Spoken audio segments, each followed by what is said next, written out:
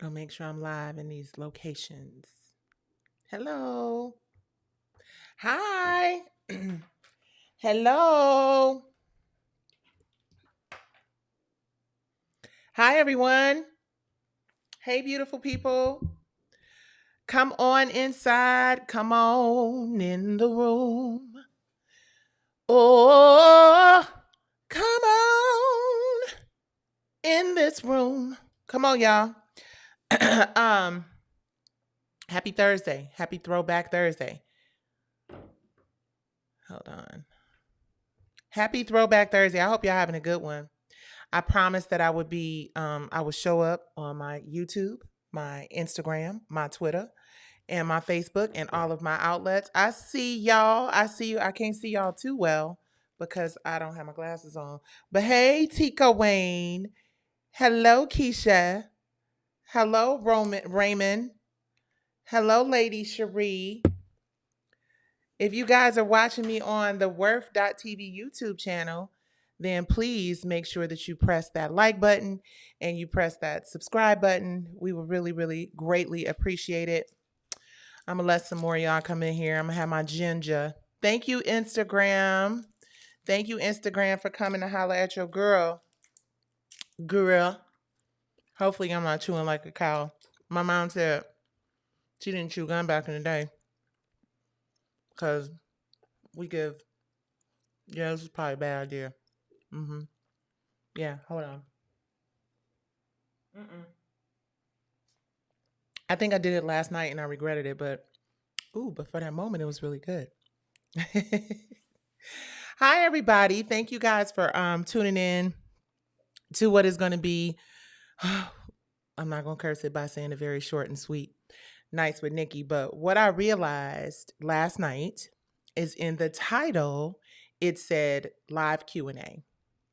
And I like to be a woman of my word. And instead of it being a live Q&A, we went into a lot of very important conversation about politics.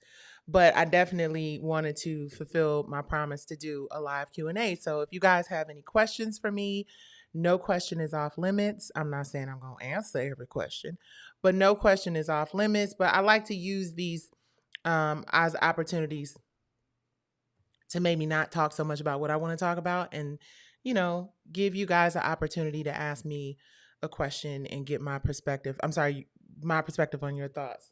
Hold on. How can you not tell me that? Got a little distracted. But yes, Nice with Nikki Q&A.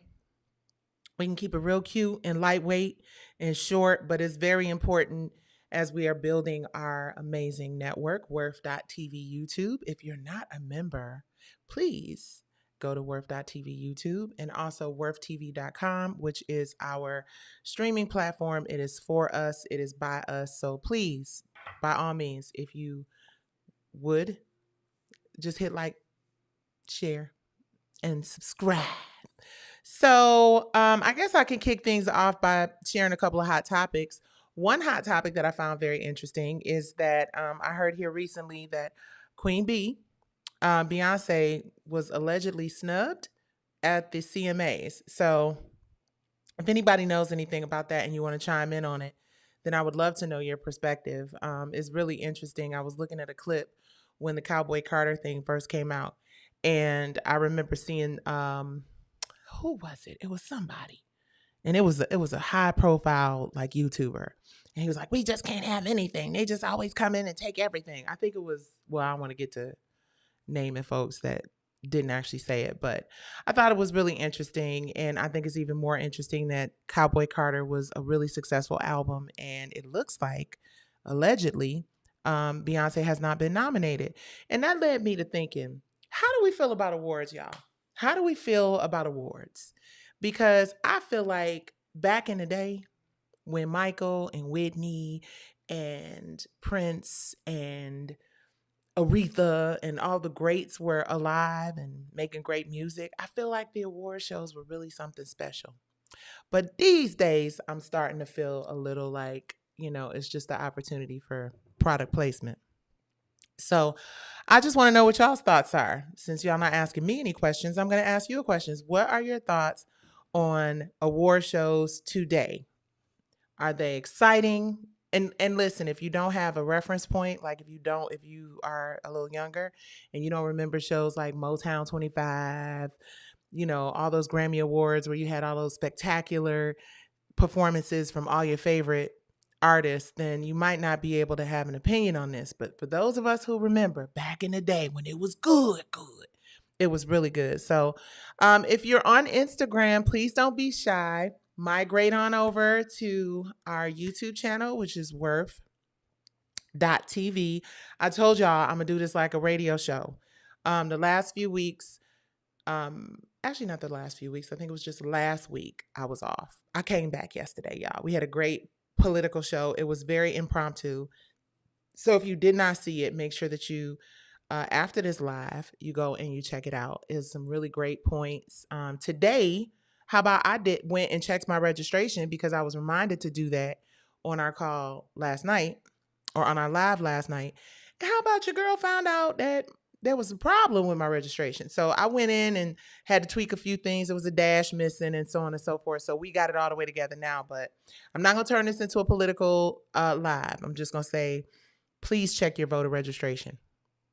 Please check your voter registration. I am going to, what's up, X? Hey to my people on X. My people on X be showing up. Let me find out I got an X audience on these here lives. I appreciate y'all over there. And Instagram, Instagram be Instagramming. So it's probably 1.5 of y'all over there watching my live right now. Well, that's all it's showing me. Maybe it reaches many more of you. But hi to all my Instagram people. Make sure that you share this. And actually, I'm going to do in true fashion, I'm going to, at some point, cut the IG live off. And I'm going to force y'all over to that worth.tv YouTube. And that X, I don't have to complain too much about that. But let's see, are there any comments or questions from the chat? Yes, we have some comments and questions. Greetings from Costa Rica. Thank you so much. I appreciate you. I wonder what the weather's like in Costa Rica. I'm sure it's absolutely fantastic. Raymond says hello. Thank you, Raymond. I appreciate you. Oh, Kim Green says, I love coming here. And baby, when I tell you that we love having you here, I'm just, I'm building my YouTube presence, y'all. So bear with me. I'm building my YouTube thing, but I see the impact of being consistent and being regular. Ooh, and I'm finna drop something for y'all that you gonna love. Yeah. Y'all gonna love it.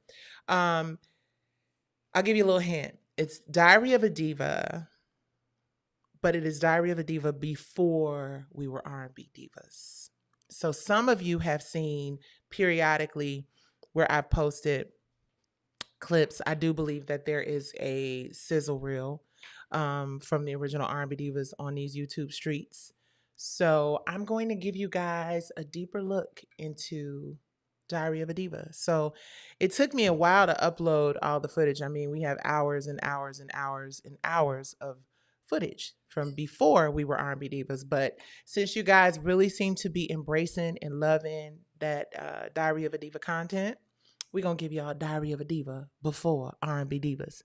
Hey, New York Entertainment says hello. Hello to you, my love. Who is that? Tori J. Thank you so much. Thank you so much. Looking beautiful, fam. Thank you. Y'all, listen. Today was one of those days where I just put on a little bit of mascara, a little bit of lip chap, and kept it moving. Moisturized my skin and kept it moving. Okay, Kim Green says, back in the day, let me put my glasses on to stop struggling. She said, back in the day, award shows were exciting. I really don't watch them much. And Lamar says, it's not entertaining like 02 and 04 BET Awards. Baby, okay, I'm going to give you that. I'm going to give you that 02 and 04 BET Awards. But honey, when I tell you, if you have not seen, like, go look up. And then, okay, so here's the thing. Be clear. It may come off a little dated when I start saying stuff like Motown 25. But that moment, if you had an opportunity, listen, boo, listen. If you had an opportunity to witness the king do the moonwalk for the first time on national television. There was nothing in the world like it. I'm not going to hold you up. If you had an opportunity to see MJ do his thing, then you saw something special. It was really a beautiful, I mean, I remember that moment. I was like, did he just slide across the floor when the moonwalk became a thing? I'm aging myself. I'm 54. Hello. Am I 54 or 53? Oh my gosh, I'm 54. I be forget. You know how our parents used to be like, I forgot. I really be forgetting how old I am. And my husband finna be the speed limit with his old ass. Anyway, yes, we used to get excited. Even I have to say, even our friends over at BET, you know, I love me some BET. I love me some TV1. I love y'all. But yeah, right now it's more the TNA show. And we gotta fix it. Let's see. The award shows today. Put these glasses back on. The award shows today are not like it was back in the day. It was great and exciting to watch. We couldn't wait until they came on.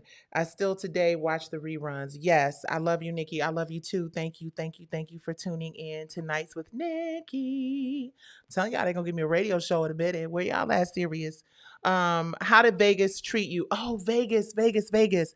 Vegas was awesome, you guys. Vegas was awesome. And I wish I uploaded the footage. When I tell y'all we got so much content. We've got content from we've got content. Honey, I just be getting content. So we have a bunch of really dope stuff that we're putting together, but because we're in a space where we have a very limited staff, which is not a bad thing because it has taught me that I need to know how to do all the jobs in my business. So I've been learning and doing all the jobs in my business. I'm an editor, I shoot it, I conceptualize it in my brain, put it on paper, we fund it, we do all of that stuff. So bear with us. We've got tons of content, but it's just, a small team. So the content is going to take a little bit longer to get to y'all. But now that we are moving and grooving on our YouTube channel, worth.tv YouTube, and our worthtv.com streaming platform, we'll be able to get you guys content more consistently. Wait until y'all see this archival vintage dope AF content that I'm probably gonna drop. I think I'm gonna cut a trailer to drop for y'all in the next 24 hours. And y'all are gonna love it. Y'all gonna be blown away. Well, let me not get up too much, but it's good. And y'all tend to like this Diary of a Diva, R&B Diva content. Hello, hello. You are a beautiful soul. Oh, thank you so much. You are a beautiful soul. I just want to support you, Queen. It is vital. Thank y'all so much. I really appreciate everybody out here who takes the time to just come stop by, come hang out. What would really, really help me is if you press like, share, and subscribe. In fact, let me do that right now. Like, share, and subscribe. Because that's what tells the algorithm, the OODA. That's what tells them that you guys are digging this content. And then it actually, from what I understand, what it does is it gives me better placement or something in the algorithm and stuff. Hey, I see you, Pam Credible. Y'all, Pam was on fire, yeah, burning up. My heart is like burning up. Hey, burning up. My heart is like burning up. Pam was on fire, yeah, last night talking politics, baby. Mm-hmm. How you doing? Thank you, Pam Credible, for always giving us really great information. She is the chairman of From the Bottom Up Foundation. I'm so lucky. You guys listen, I am so blessed and so lucky. I'm having a little hot flash. Y'all bear with me. So blessed and so lucky to have women in my corner who have not walked away from me, who have not waited to find out how shit gonna go before they decide how loyal they gonna be. You know them. Plenty of those out in the world, and I get it. We live in a world where, you can't let nobody mess up your bag, even if it's a so-called friend, right? But I appreciate and I love women who don't turn their backs and who do this, invest sweat equity and know that what we're trying to build, what we are building, let me make sure I switch that language up because we got to talk, right? If we're going to be right, we got to talk, right? I really appreciate people who believe in the vision. I really do. It's easy, everybody believes in it when it's done, right? When you have already accomplished something, it's so easy to convince people how great you are, right? But when you're in your valley and you're in a space where shit is just hard and it's tight and it's difficult, and you look around and you see the same people that were there when shit was gravy, it just really makes me grateful and reminds me of who my tribe is and who always has my back, and of course why I always have theirs. So I really appreciate y'all. Again, Instagram, I just want to remind you all that we are in fact on YouTube as well. It's a much clearer view, and the Uda isn't doing all the things um, that he be doing over there on Instagram sometimes. But let me stop talking crazy about IG. Back to the question from Charmaine. Vegas was beautiful. Vegas was a really good time. We looked good. We sounded good. We were only females on the show. The brothers treated us really well. Shout out to Keith Sweat. Shout out to Blackstreet. Shout out to Silk. Shout out to Mike. Oh my God, I should have put my pictures and stuff in the queue. Mike from Boys to Men. Yes, we saw our brother Mike. And it's so funny because Mike, Marvin, who is our manager, Marvelous Entertainment, if you in this industry and you don't know Marvin, then you ain't in this industry, right, in real life. But Marvin brought Mike from Boys to Men backstage. Marvin has worked with everyone, the marvelous Marvin McIntyre and Miss Loretta, who are more than our managers. They're our family, who we are lucky enough to have as managers. They're just incredible people. But he brought Mike, and it's funny because I met Marvin years ago when he was doing security. Not security, I'm sorry, I'm going crazy. When he was doing management, be clear, for Boys to Men. But you would think it was security because he had security on lock, and he was like, listen, this water fight, sugar honey iced tea that y'all are doing, we not here for it. But we did it anyway. We were young. It was exciting. So Brownstone and Boys to Men and Blackstreet, we all toured together, and we had some treacherous water fights back in the day. That's when we were all one big happy family. I told y'all I got so much content and so much footage. And I don't know that I have actual video footage of water fights. Somebody probably does somewhere.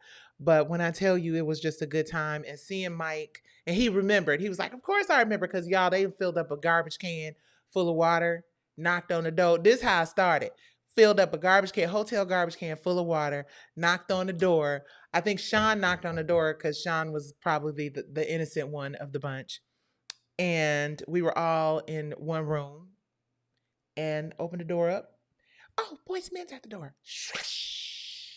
We said, oh, this what we finna do? And it was on and popping. And of course, Marvin had to stop it, because had he not stopped it, then we probably wouldn't have got paid, because we probably would have been, I mean, it wasn't that much water. But yeah, we weren't trying to destroy hotel rooms. It was a had to be there. Yes, Lamar. I missed you in Vegas. When I got to the show, Silk was finishing up. That's okay. You'll have plenty of opportunities to see us. In fact, speaking of, you guys, please come and see us this weekend if you're in Georgia. We are in Stonecrest, and we are doing something special for the city of Stonecrest, for the mayor of Stonecrest. It's a cool little outdoor event, and we're really excited to be sharing some good energy with the people of Stonecrest. So come and check us out. The show is Saturday. I believe showtime is probably about 6. So make sure, because it's early. It's not like a late night thing. But yes, shout out to the city of Stonecrest. We're really excited about the performance. So if you haven't had a chance to see Brownstone, please, please, please come and hang out and party with us, because it is a party. And the mics be on. Oh, speaking of, this is my manager right now. I can't mute y'all, and I'm not gonna go live with her on the phone because she ain't about that life. Let me just tell her. Hold on. That's so funny. I just talked to her. Hold on. I told you. Hold on 1 second. Let me just let her know. that I'm on live, which is probably confirmation that this will not be an extremely long live. I'm hold on. Got rehearsal and whatnot. Um, there we go. Um, who else is on here? Remember when Monique clowned the Yin Yang twins? I miss comedy. Yes, I remember, and I remember when Monique came out and did the Beyonce. I think Crazy in Love was what she did. Yes, I'm waiting to give a blessing. It's because you are a blessing. Oh, thank you. You have sown so many seeds that will reap a harvest in due season. Thank you, Pam. Thank you. Hold on, let me see. Can I put myself in on onto your team?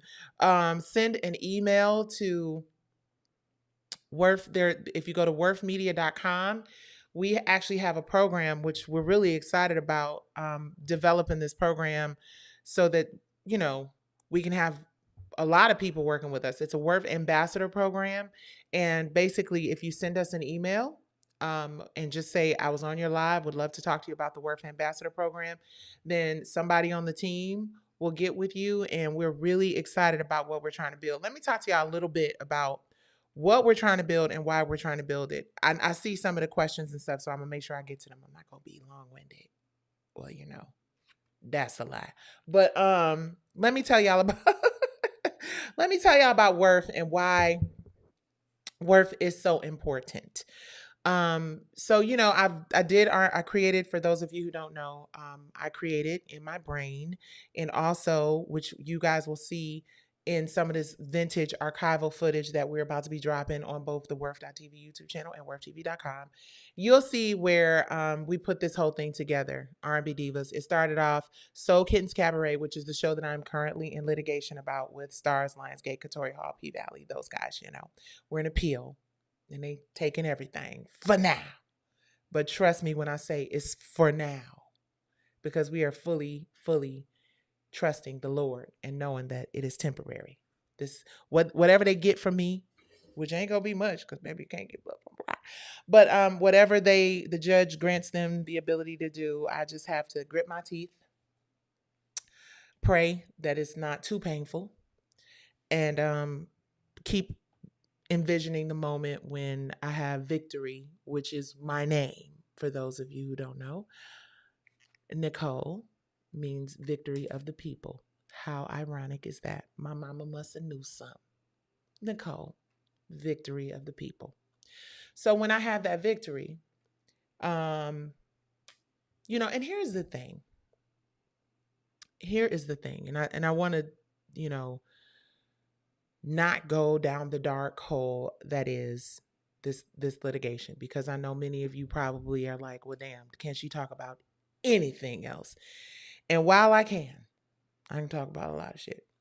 The reason that I talk about this as much as I do is because every single solitary. Okay, she said okay. Let me turn my.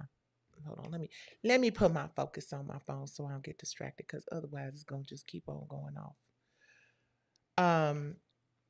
Part of the reason why I talk about it all the time,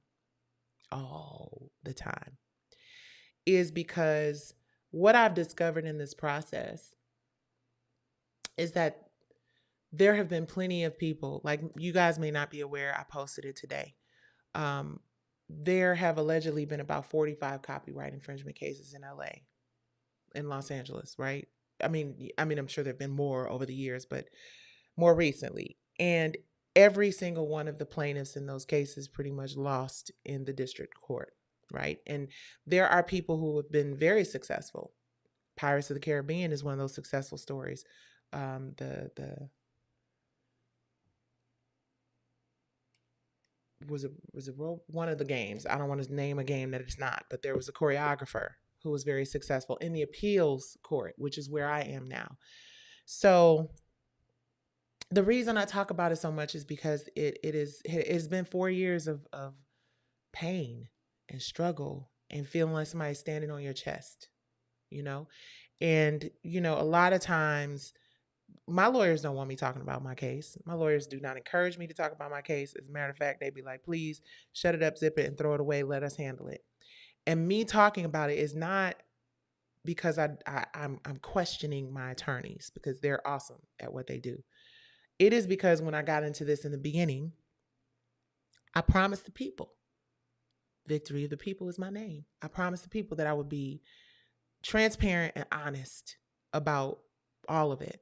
Now, there's a doc that I've been filming where there's a lot of stuff that you guys will probably see that will shock you, which is why I was really transparent today when I was like, chances are I'm, you know, on the road to preparing. My family and I are preparing for bankruptcy, which is crazy, but it's not the end of the world. But it's crazy that, we're here because we chose to stand up for ourselves. We're here because we saw what we believed was a situation that needed to be presented to a jury of 12 people for them to tell us what their perspective was on it.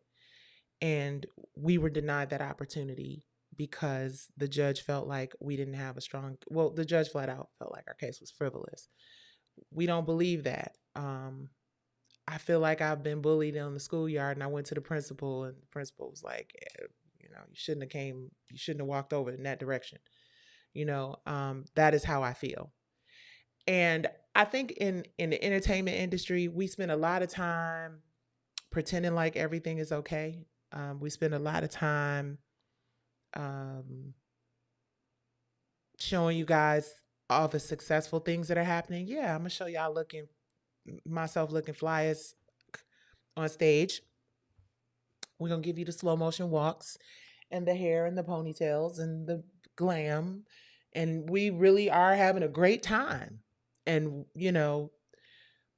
a lot of the other things that I've been blessed and fortunate enough to do and to experience are really great moments. But in addition to those great times and those great moments as celebrities, we have moments that are very humbling and sometimes humiliating and embarrassing and frustrating.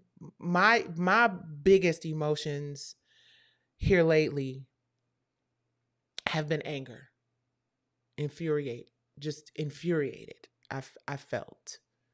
I felt infuriated because I know that there's nothing I can do but wait.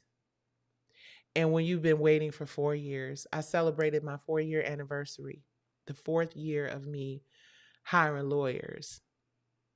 Um, it was September 8th, 2020. It's crazy. September 8th, 2020 is when I engaged my attorneys. Or yeah. And I looked back and I was like, damn. And then I'm thinking to myself, oh, and now we got another holiday season. It's about to be another Christmas number 4, right? Um, and I'm furious, and I'm furious because it's happened so much to so many people, and I understand why people are afraid. I understand why people don't want to challenge, major corporations. I understand why people might feel like, girl, just be quiet and trust God. Well, God has told me to be vocal. God has told me to share my truth. God has told me to speak it every single time you have the opportunity. My daddy used to tell me, don't die with the truth in you, right? I feel like it does more good when I share my experiences and I share my challenges as well as the great things that are happening in my life, right? Somebody just said, I love my kids. Thank you so much. That was actually a really great point that you just made, which is, hold on, let me find it because I want to put it up here. Right here, boom. We are all human. We are all human. And it's really interesting because to get a little bit into the space of mental health and wellness, I am so grateful for just like I have people who have been riding with me in this process of trying to build our nonprofit and trying to build our women in reality film TV media company. I have women who have really been checking in on my mental wellness, my mental health.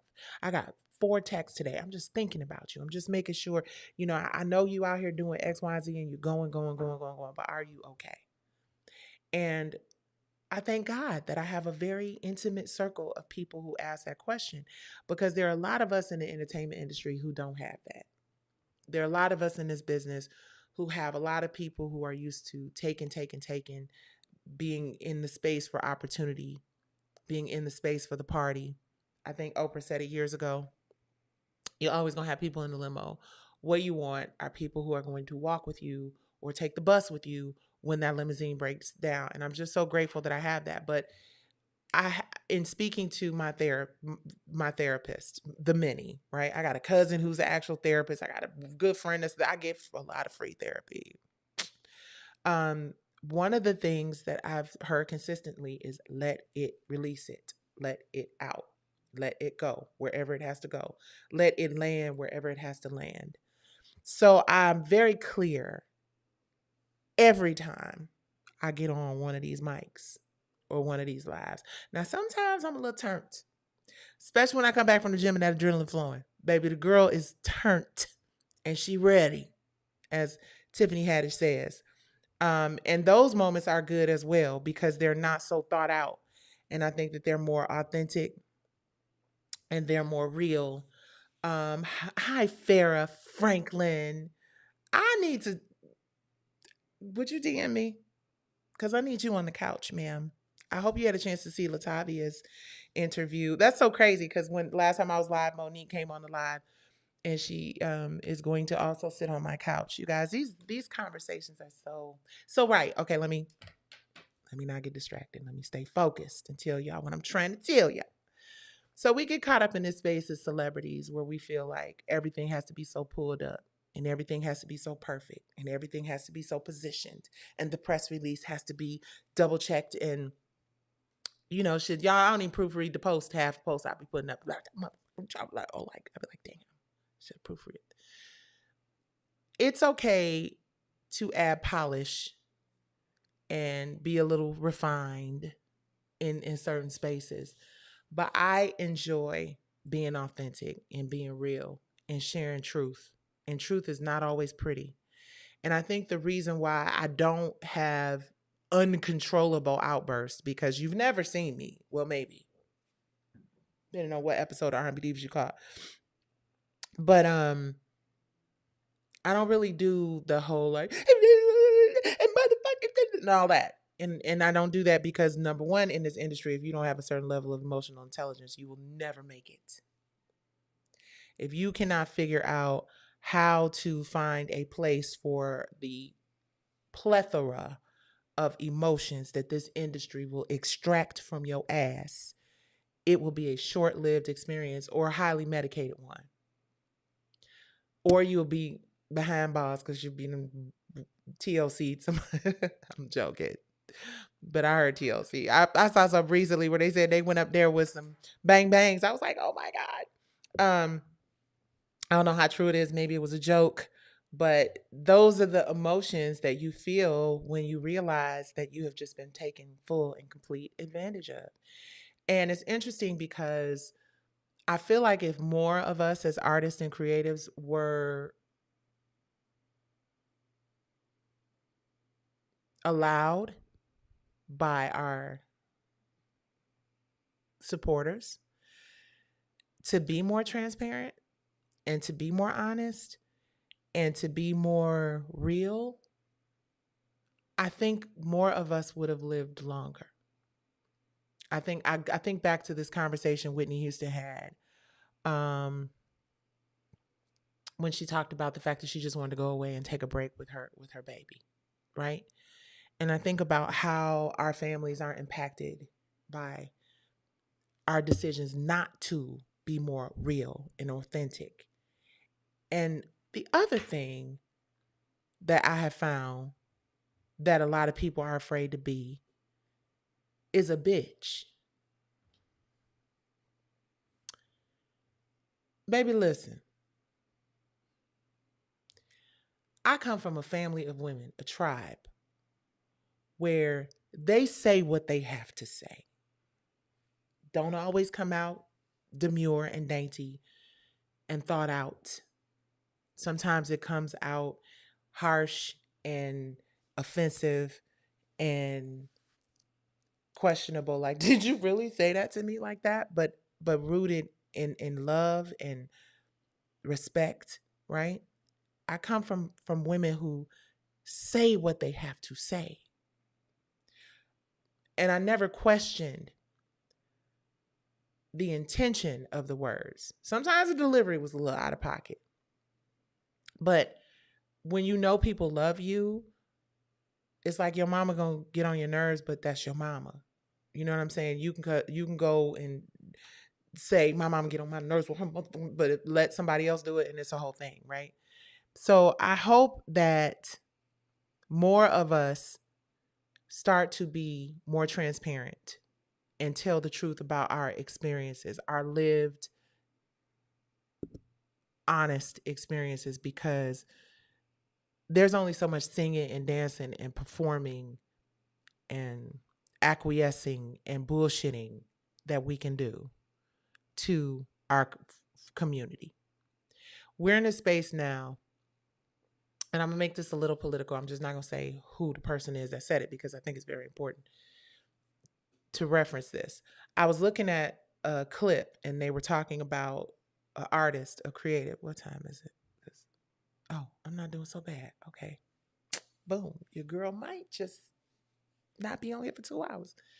But there's a clip of a celebrity who made a comment about not getting involved in politics. Now, there was a time I felt the same way, you know? There was a time when I felt like, it could affect your fan base, it could affect your money. Um, I don't trust none of these people anyway, but when you have a platform with millions and millions of people, and some of these people have platforms with like tens of millions of people, right?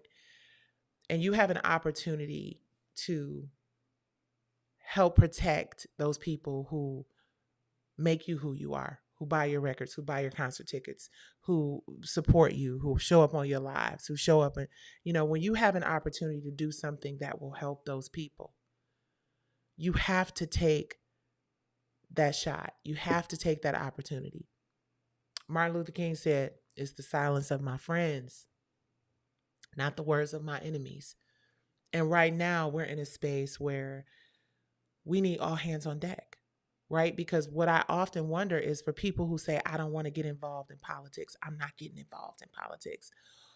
What happens when your lack of involvement in politics gets us all involved in Project 2025?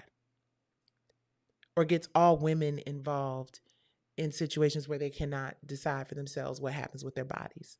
What happens when you sitting on your hands, closing your eyes, covering your ears, and covering your mouth because you don't want to mess up your bag? What happens when all those people who contribute to your bag are in situations that they shouldn't be in because if this person ain't talking about it and this person ain't getting involved in politics, as much as I love and respect him, I'm not going to do it, as opposed to you. And here's the thing. I don't think that it is anybody's responsibility to tell a person who to vote for, right? Well, I mean, ask me and I'm going to tell you, Kamala, blue all down the ballot. But I'm different. I'm the auntie that's just going to say what I got to say. I'm 54. Been there, done that. But at the very least, if you're a celebrity or influencer, tell those people to make sure they register to vote. Tell those people to vote, go to vote.gov or vote.org or wherever it is that they need to go to get the information that they need to get so that they can become educated voters. Tell them they should watch the debate.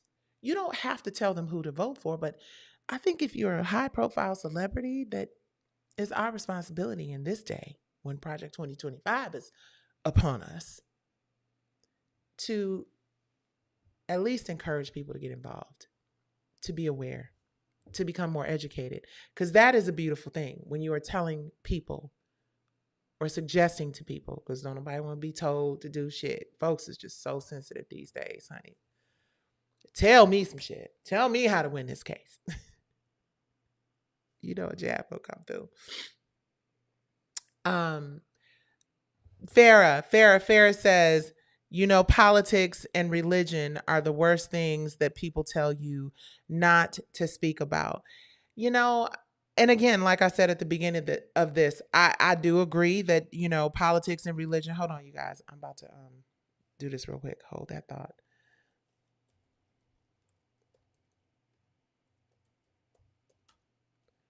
Hold on. See, y'all got to remind me to do this stuff. Like all this listing our Cash App and everything. Like I be seeing these YouTubers and they like clockwork remember our Cash App is $fight4worth. So if you feeling froggish, leap on into that Cash App because we are a viewer and listener supported network. But back to Farrah's comment, which I will put here. She said, "You do know that politics and religion are two things that you don't talk about." And I understand the concept of that. Let me just start by saying this. But when you are in a situation where you have a man running for president of the United States who has said, you only got to vote this one time and then you ain't got to do it no more. That's somebody who wants to become a dictator. When someone says that they like how certain people's followers, bow down to them, that is someone who wants to be a dictator. And what's really important for those of you who just have decided for whatever reason that you're not going to participate in this election, what you're doing is you're helping one candidate or the other either way. So you might as well be an adult about it and make a decision. And not making a decision is making a decision. So, I just encourage people to, we have to get involved, right? We have spent so many years of our lives not really players in this game, and I want to be a player. I want to be in the game, right? I want to make changes in my community.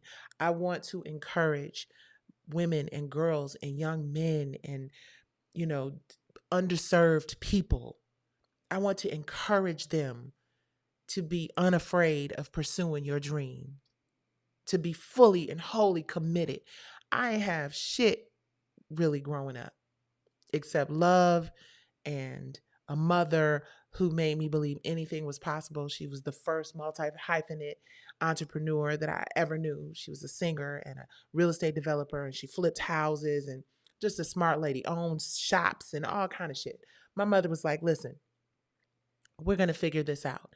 She never worked a traditional job. Well, she did for a minute. She was at Chrysler for a minute, but my mom did the things that she wanted to do. So I was lucky in that while we did not have a lot of material things, she was able to provide very well for us based on her desire to pursue her dreams, all of them, not one, not two, multi-hyphenate. She wanted to pursue all of them. And I want to constantly encourage people to pursue your dreams, to pursue your hopes. Yeah, the judge may disagree with you in a high profile litigation and make you pay some people $600,000 you ain't got. But I still want you to pursue justice.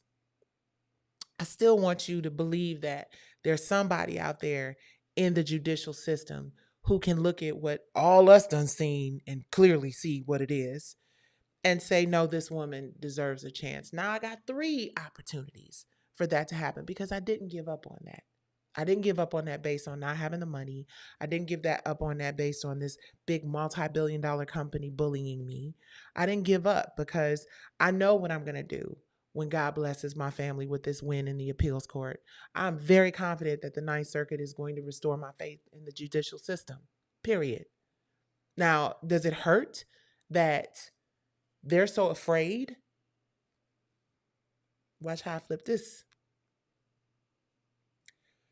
They're so afraid that they're going to lose this appeal, that they're bullying me into bankruptcy right now. But I've been broke before. I've been on food stamps before. We didn't listen, Linda. She's not afraid of like putting on the front that shit is not difficult. That's not how I get down. When it's hard, I'm gonna let you know about it.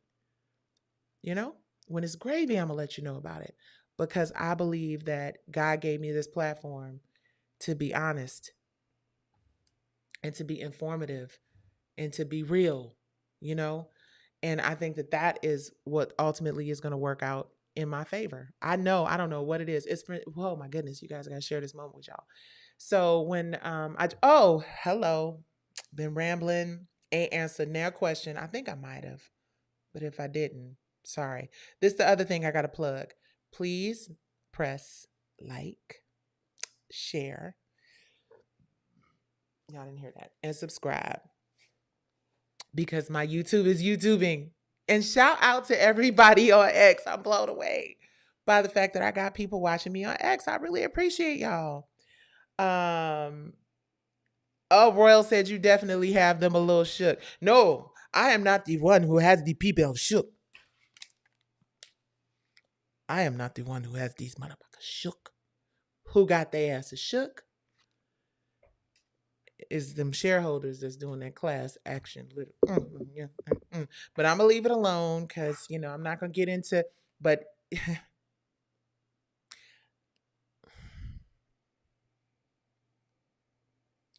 how did our Madam Vice President, soon to be Madam President, do it? It looked like they got bigger problems than me. Looks like Lionsgate, Starz, and all them folks over there got way bigger problems than me.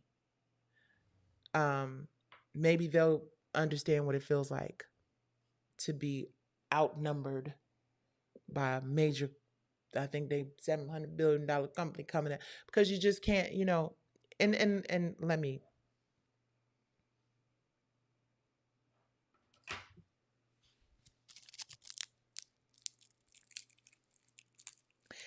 put it in my mouth. Stop.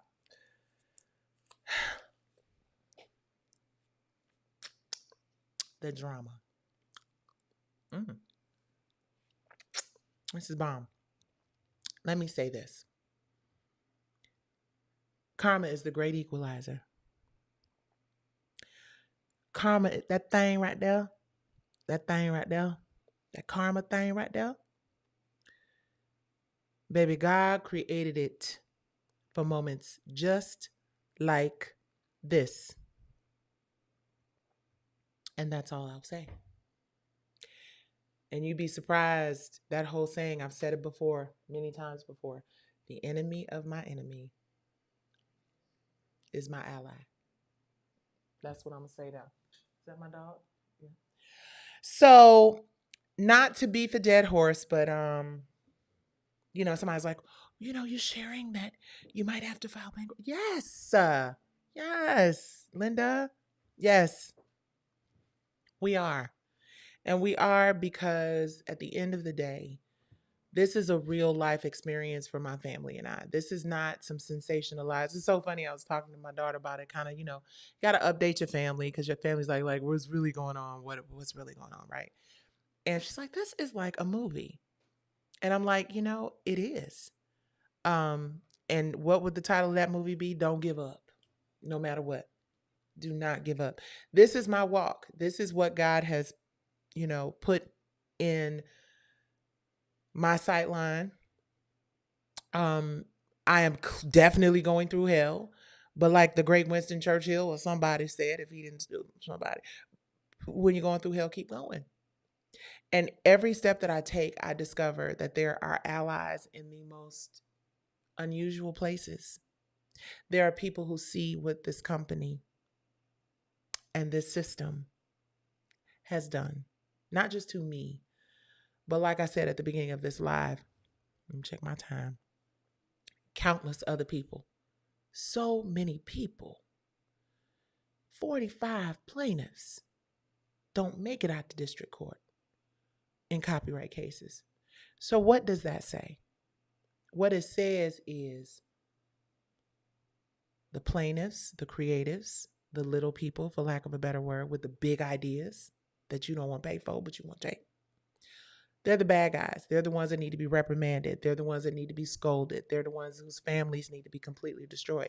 And when I say that, I'm not saying that from a place of being petty and silly and childish. I mean, like, my grandson might not do his sports like he should be doing his sports. His college education may be paying for someone at Lionsgate or Starz or maybe Katori Hall's kids' college education. That's just the reality of what this judge gave these people permission to do. And while it seemed like I just always be talking about this shit, it's because every single solitary day they file something on September 9th, they file something on September 10th, they probably filing something tomorrow.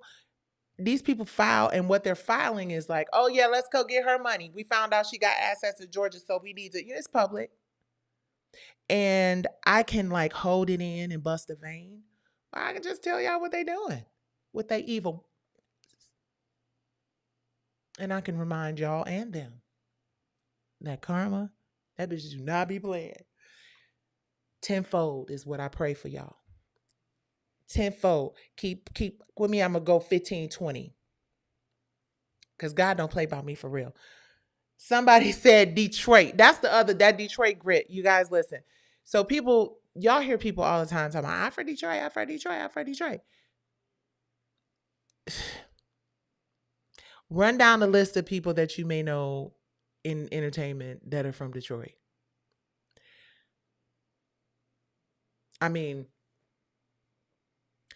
Detroit, Chicago, and Baltimore.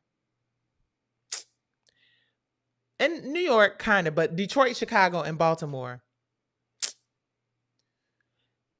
You just gonna get it exactly how you get it. Like, in your face. Real shit. But the other part is, don't start now, won't be none with the coolest people in the world.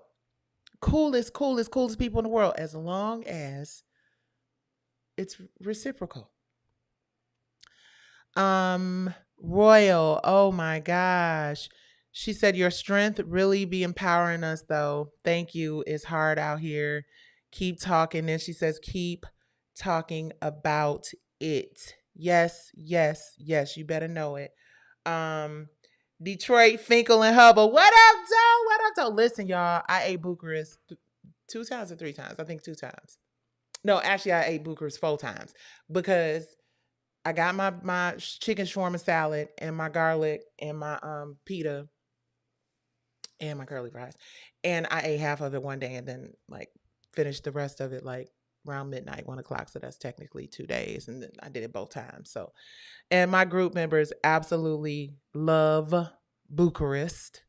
And if you don't know what Bucharest is, then please make sure that you stop at Bucharest when you're in Detroit. They got plenty of them all over the place. But yeah, people have definitely that chicken shawarma salad, baby. Listen, okay, so a lot of people know when you go to Detroit, like Coney Island is a thing. If you don't know what Coney Island is, we do not mean Coney Island like New York. We mean Coney Island like Lou's Burger, chili cheese fries, Coney dog. You know, you can get you a chicken pita, chicken shawarma in Coney Island too. My favorite happens to be El George's, but everybody's got their favorite in Detroit. I grew up near Omega. So Omega Coney Island was the one I grew up on. Let me finish reading it. Tell them, you better let them know. Y'all better let them know. Y'all better listen. And then I saw something today. I know I'm all over the place. What time is it? Hold on. Then I saw something today on Instagram that said Detroit is voted as one of the best cities to live in. I'm so proud of my city. And that's the thing. If you wonder where I get it from, like if you wonder why I just be so like, it's because if you know anything about Detroit, and it's interesting, I almost had an attitude with this lady on the plane on my way to Detroit because, bless her heart, hopefully she ain't on my YouTube. But knowing her ass, she probably was because she had a lot of questions. and I was trying to like move around on them, but I think she got what she needed. But anyway, she said that she was staying downtown. And she was like, I'm here because there's a game and blah, blah, blah, blah, blah. She was like, I'm staying downtown. And she's like, I've heard that Detroit is just really dangerous and blah, blah, blah, blah, blah. And it's like, it's a lot of poor people in danger. And I was like, thinking to myself, is she trying to give us some code words for, yeah, yeah. I was like, listen, ma'am, I have to say, um, there's been a lot of development. It's probably one of the safer, there's a lot of money being spent in downtown Detroit. So they're not going to let it get too crazy, right? And I said, you will really enjoy yourself if you release the fear of it being any more dangerous than any other city in America, right? Where there are people and its population, occasionally somebody might act a little cray. But as long as you don't invite that energy and you go to Detroit you going to a game, Lions won, boop, boop, let's go Lions, what it do? You'll be fine. And she was like, really? And I was like, really? And I was like, because let me tell you something. It's a lot of serial killers in the suburb. No, I'm just playing. But no, for real. Like, I mean, you worried about danger, you know, serial killers is over there. They're not in the hood. As long as you mind your business, you should be good. Antonio Dandridge said, I graduated from Cooley in 98, 10 years after me, young buck. It was still Trapper's Alley. Yes, remember Trapper's Alley? And the fudgery. Don't play. Remember the fudgery. It was still Trapper's Alley. Went to the Air Force, went around the world, and came back to Detroit. Detroit is really on the come up. Shout out. Hold on, brother. Let me post that. Because this is what we need more of. Let me find your post. Booyah. We need more expats. We need more people from Detroit coming back to Detroit. You guys, Detroit is on the come up. Governor Gretchen Whitmer, Mike Dugan, who else? Everybody. Dennis Archer Jr. Oh my God, Dennis Archer Jr. has a spot, y'all. It's called Vinyl. I want to say Vinyl Society or something. It's supposed to be real extra sexy. Detroit has the casinos. Lord, why I say that? Because now y'all know I'm about to get back on this P Valley situation. Somebody said go live every week. I do. I'm going live nightly, y'all. I'm trying to get do my little radio show vibe. So please make sure that you guys tell a friend to like WIF TV YouTube. Because YouTube is, by the grace of God, YouTube is YouTubing. And so is Instagram. I'm going to quit stepchilding y'all. But, I'm the Uda on Instagram. They be hating. But Detroit is doing really well. I'm actually really excited once I get through this case about reinvesting in the city of Detroit. My mom invested quite a bit. Actually, what's really interesting is that I told you guys earlier that my mother she was a multi-hyphenate. So she was into all sorts of really amazing businesses. And one of them was that she had businesses downtown where they built the casinos. She had one that was like, just this huge kind of a monstrosity of a building, but she was talking about, using it for parking, because we have been hearing about the casinos. This is where I'm going to get a little bit messy into this P Valley shit again. Because whenever I think about it, I'm going to talk about it. And if you got a problem with it, put your earmuffs on. Because my folks is going to hear about this. So my mother owned real estate. And I remember, her saying, listen, I want to keep these buildings. And it was at a time, listen, Detroit just got out of a bankruptcy. Detroit, for a long time, there was a lot of crime. For a long time, Black people in Detroit had these buildings and these spaces. And I'm gonna be that auntie to just say what I gotta say. Hopefully, y'all get an attitude about it, but y'all asses wasn't doing what people started doing when they came in and gentrified the neighborhood. Now, I have my perspective on gentrification, and my perspective is, as long as the people who are investing in the city are from the city, it doesn't matter if they're white, Black, Puerto Rican. I like the idea that people from the city, Dan Gilbert, Mike Ilitch, A lot of Dennis Archer Jr. and his crew. Like, it's a lot of folks. My sister Gail Perry Mason, Kiko Davis, who's the only black woman in the country that owns a bank, baby. Vina Elliott from JP Morgan. It's all these movers and shakers and groovers that are really adding value to our city. And I'm really grateful that it's Detroiters that are doing it, because I'm from a place called Highland Park. Highland Park is a, you know, beautiful city, lots of culture, lots of art, lots of feel good. But yeah, Highland Park, HP, yeah, it's still kind of, yeah, it's getting there though. There's a community in Highland Park. What is the community? What is the community? I can't think of it now. 54. But born in Highland Park General, I had heard, rumor has it, that there was someone from another country who, hey, George, I see you, George McKinney. Hi, my love. Talk about George is from Detroit, an amazing MUA from Detroit. George, don't talk about me, honey. I ain't got my beat on today. I got some mascara on regular lashes and but I do have on lip bar. I got a couple colors, but lip bar is the main color. And that's a black owned beauty brand from Detroit. Go downtown, patronize her. But yeah, I'm just glad to know that thank you, Antonio.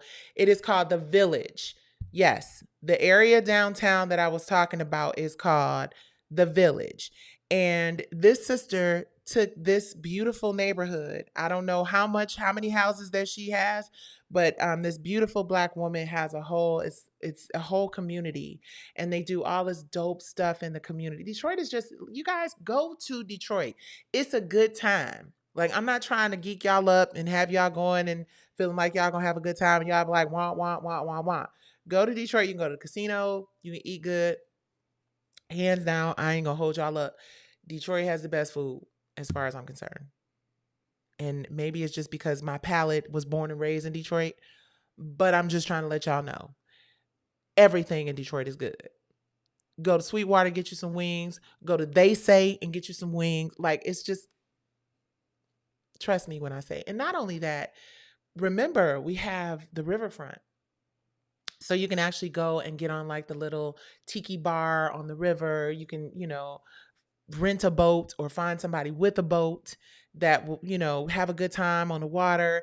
Listen, the summer in Detroit, Shane Park, watching the shows from the boat, when we did our performance in Detroit and we looked out behind us, literally, because it's like an amphitheater, and you look back and people just on the water having a good time with their drinks on the boat, enjoying the music. So please, I am Detroit's unofficial ambassador.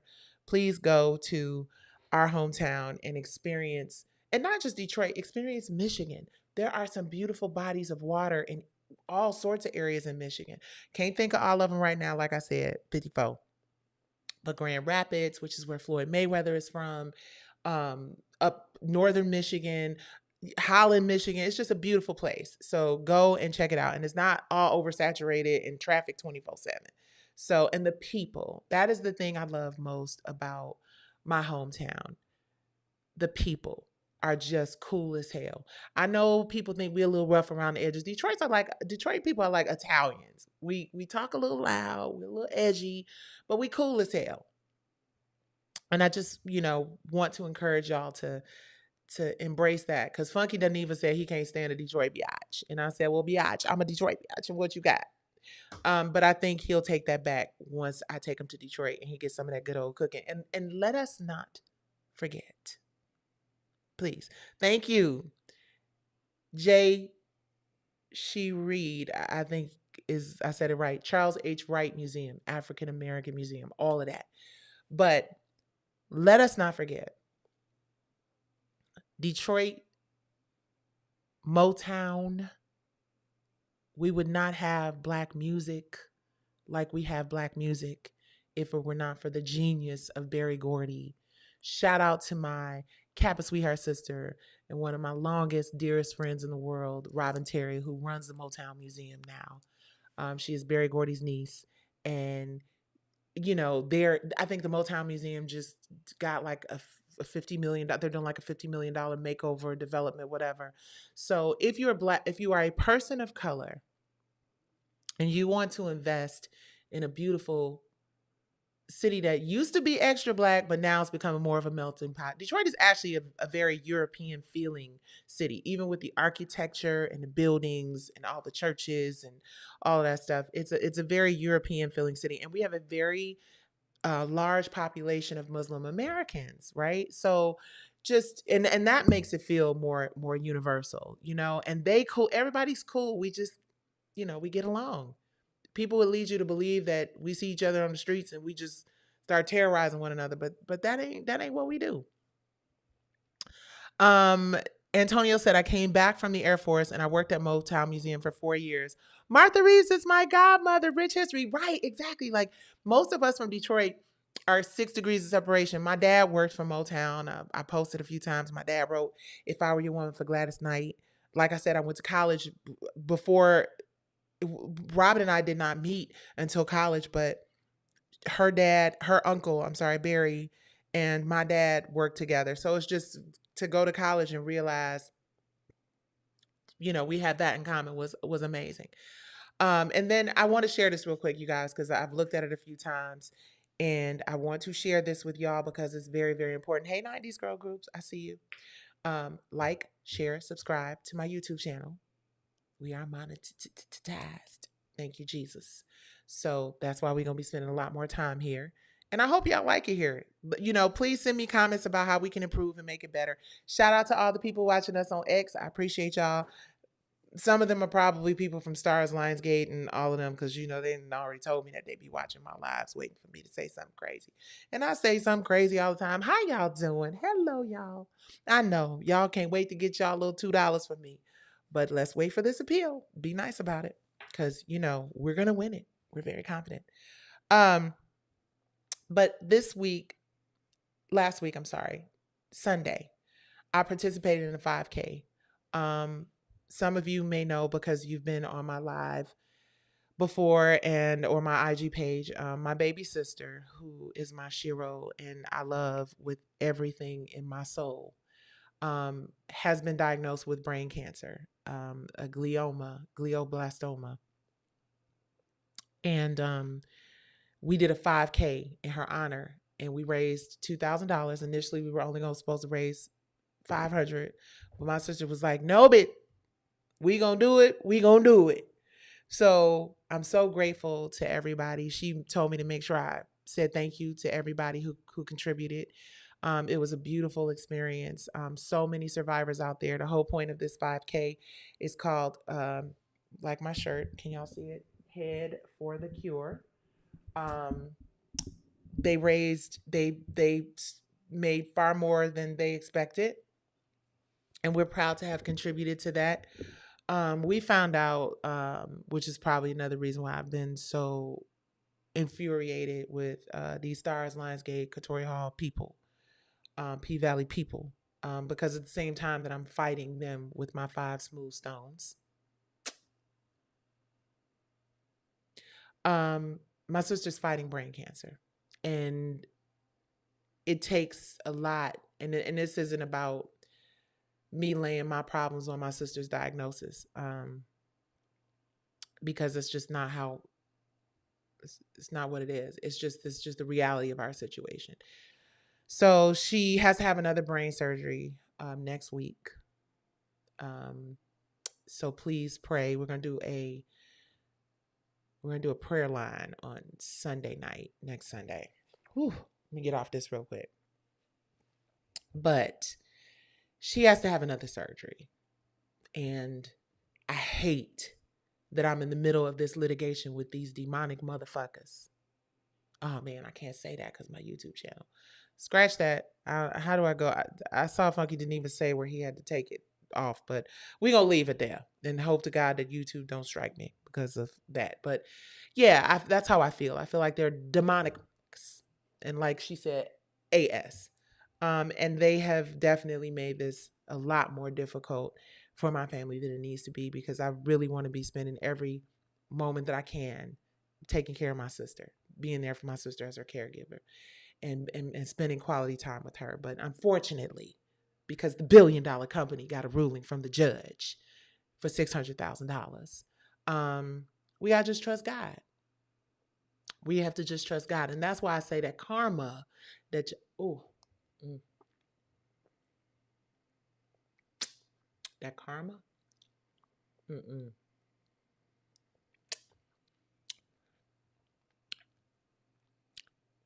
it's coming.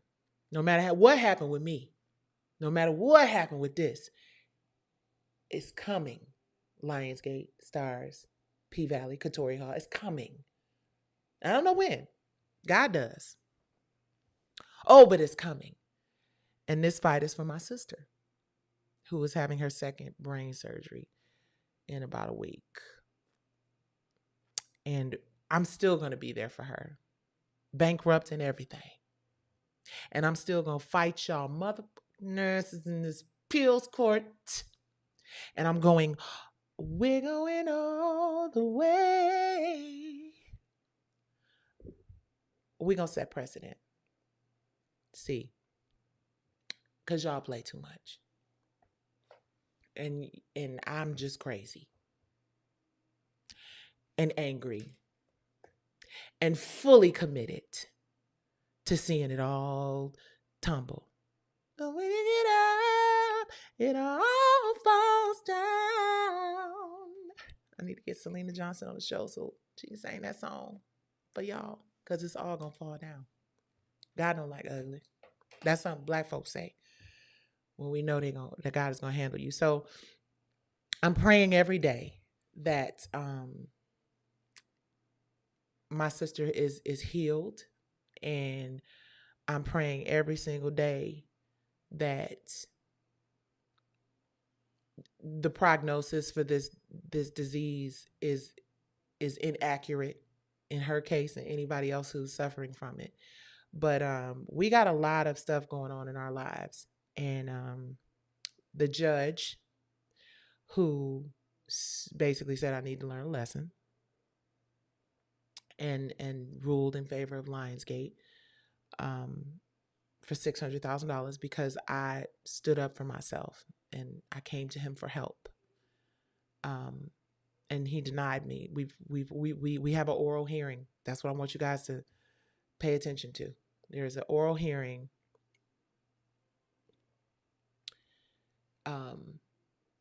It got pushed back to December, but it's happening in December nonetheless.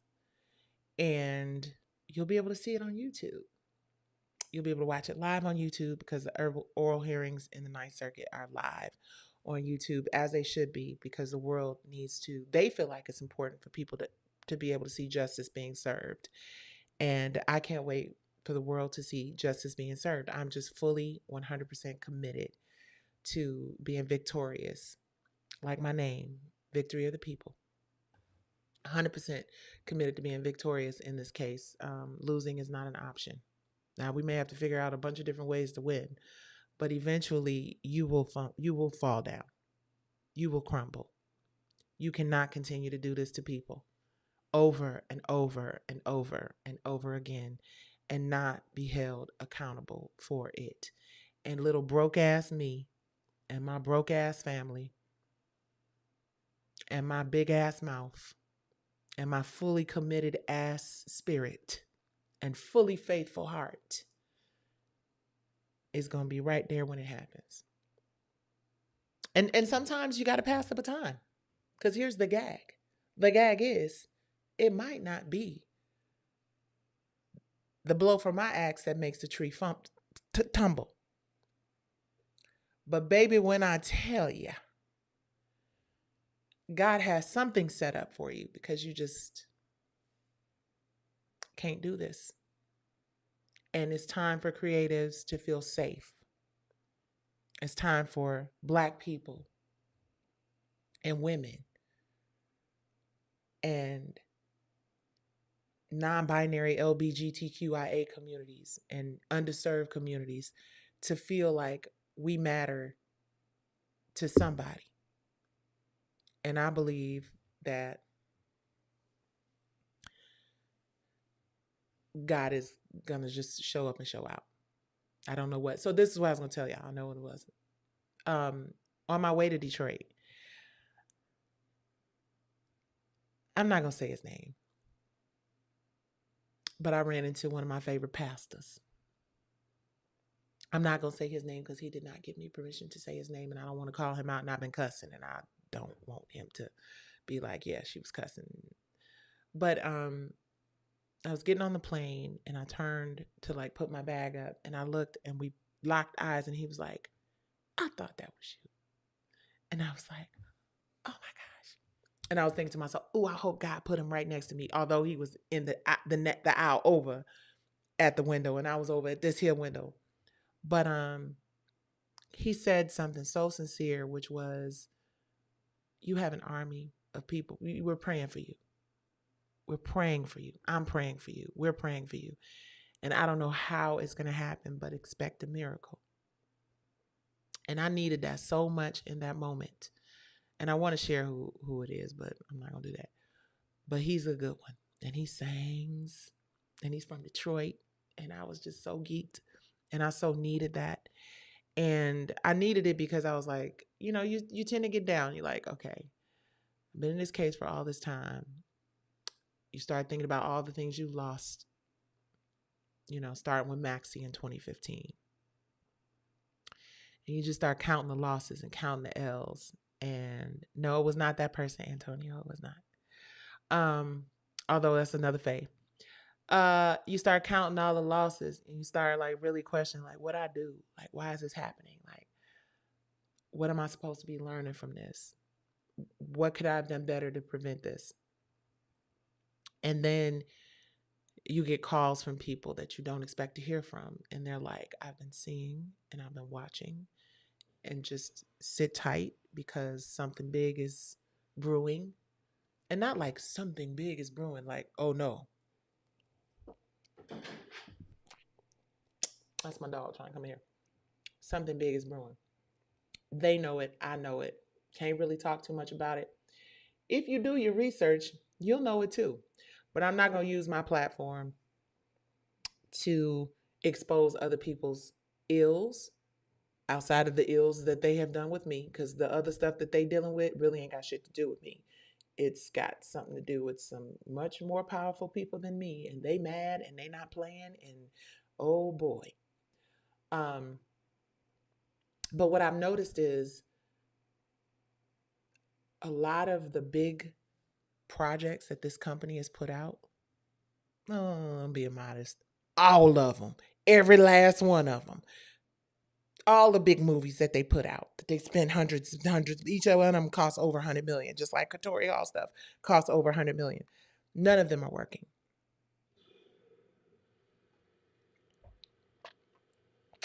They ain't got shit to do with me. Or I don't know. But none of them are working. And none of them are working because at the end of the day, you just cannot go through life doing dastardly deeds and getting away with some of the horrible shit that Hollywood as a whole, I'm not talking specifically about this one particular entity, I'm saying Hollywood as a whole has just really pillaged and R-worded, which is how I have to say it on YouTube, the landscape for creatives. And what was once a fertile place filled with opportunities for people with really dope ideas and really great stories and really talented folks to give the community, people who really need at this point in our world to be uplifted and motivated and inspired.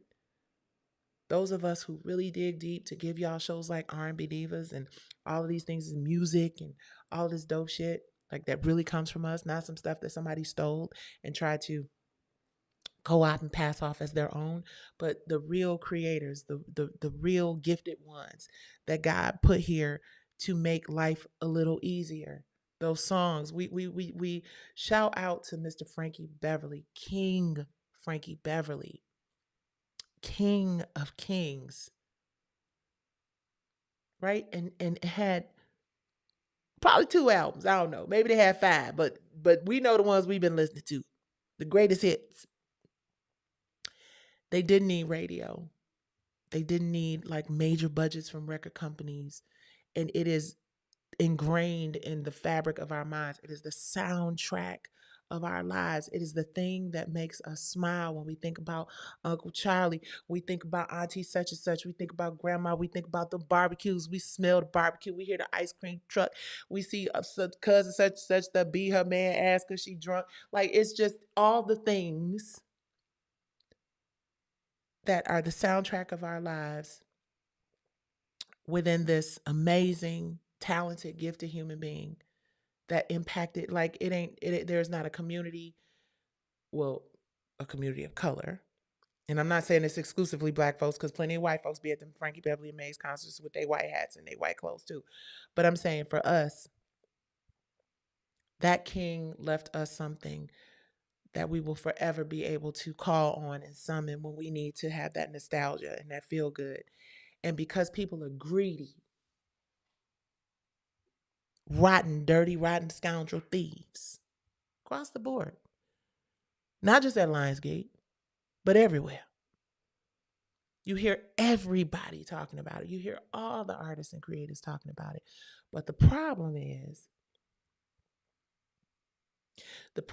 that people are afraid to speak up for themselves, or people are afraid to be broke.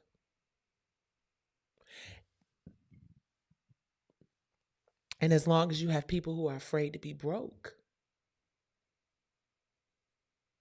and people who are afraid that they're going to get some retaliation for speaking truth to power, there will never be a solution to the problem of major corporations taking away the preeminent business assets that Black people create to pass down generational wealth and wellness to their communities, right?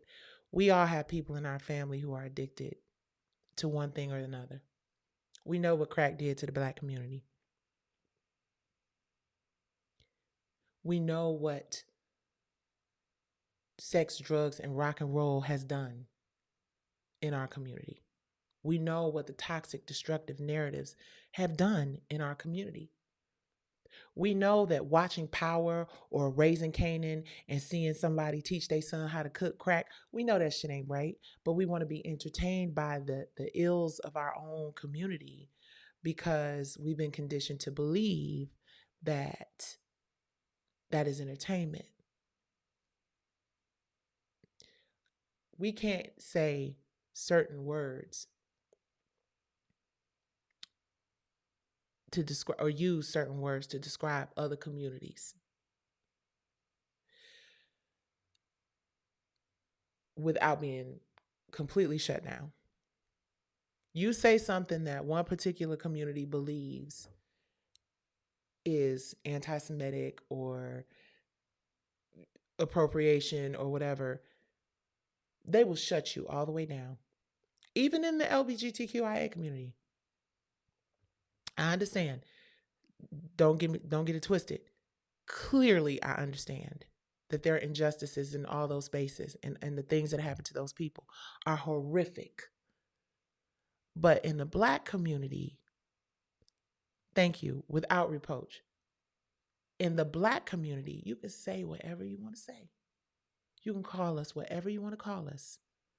You can deliver whatever toxic, destructive, awful, terrible narratives, agenda-based narratives that destroy our communities, and actually have people in our communities fighting to be called a hoe, fighting to be justified in every fucking role that you play being a stripper.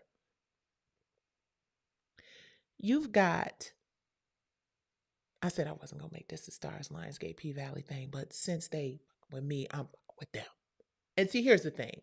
If I wasn't waking up every day to a new motion that they filed trying to take all my shit, then I wouldn't even be thinking about them people until we got to the appeal and oral argument.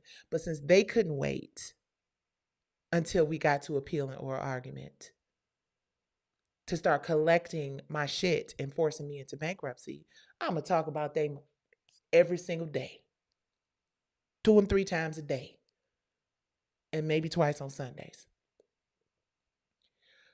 When you pretend like you care about our community and you're doing transparency talks. They gave somebody an award. What I'm not gonna do is embarrass them by pulling up the article in the Hollywood Reporter that said this article was paid for by Starz and Lionsgate and them people, whatever. But they keep trying to convince everybody that they are just so about diversity, equity, and inclusion. Now, y'all, this live might get disrupted and disconnect. Just go back and rewatch it. And we'll be back tomorrow, same time, same bad channel. But they have been playing this game with our community, trying to convince y'all who subscribe to the boy that they got our back, that they're all about diversity. They're all about equity. They're all about inclusion. They like the first people in the whole wide world in the land of the lost and Swiss Family Robinson to give Black people opportunities.